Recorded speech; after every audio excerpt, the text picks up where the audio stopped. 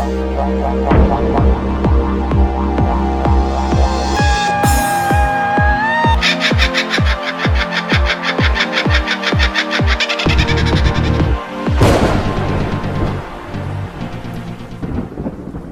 guys, welcome back to more Road to Survival. This is just a Dwight tier up to tier 3 video sort of thing. I did have a subscriber, Sean, you know who you are, that wanted to know whether Dwight was worth upgrading to the tier 4 or tier 3 and things like that. So I'm just going to take him up to tier 3 right now. Now, firstly, the most, I guess, valuable thing about Dwight is he actually has a fairly high attack compared to other tier 3 4 stars and a high defense. The only thing that he lacks is his health, but hopefully that can pick up when he gets into the tier 4. I've almost got him towards the tier 4 now. I'm just waiting for a faction level up tournament and then I'll put him up to the tier 4. If you'd like to see a video on that, just comment and I'm more than happy to make one. So of course he's got no leader skills, so he's not valuable at all as putting him as your leader, but he does have the parting shot, which basically means when someone kills him, he will do one critical hit just before he falls to the ground and dies on you, basically. Now with the rush, he's very much got a rush that's a combination of Aaron and Josh both together. There are differences though, so he does the 120, I believe it is, bleeding rather than Josh's 40. As you can see, he just went up a rush level there. He's actually pretty good with his rush level. I've got him up to 8 and I've been using hunters all the way through upgrading him, and I've got him up to 8. He's not the best character to go up fast in rush levels, but he's not the worst. He goes up fairly well.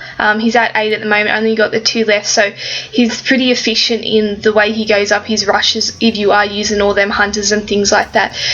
Now just back to his rush, so it's like a combination of Shane and Josh. Of course, he's got more bleeding than Josh does, so it's more effective. At 120, it goes for 3 turns, so that's 360 damage all up, and that puts a good dint in any player, even with 1,000 health. That's a good secondary dint from the rest of the players actually hitting them.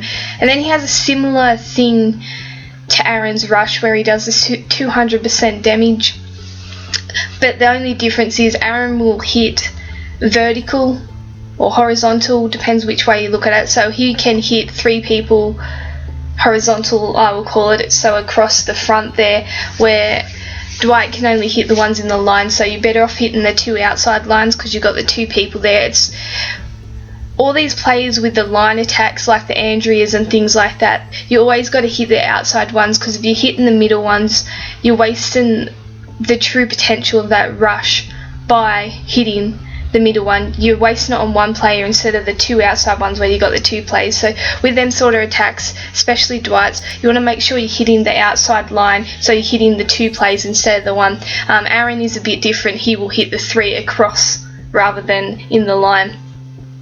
Okay, so that's basically his rush. His rush is actually fairly, it's not overly effective like a Michonne and an Andrea and things like that. It doesn't do mass amount of damage, it's only the 200%, but it does leave a good mark, and it can kill 2 people once if they're low enough on health, just like Aaron can. But overall his attack and his defense is actually fairly high compared to people like Molly and Chuck, who I've got here are at tier 3, but they're only level 17 and 16, but his attack and defense is a lot higher than theirs.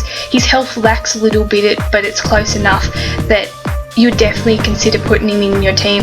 Now for me, I'm thinking of replacing him with Mark once I get him up to that tier 4, but that's just me. Thanks for watching guys, bye.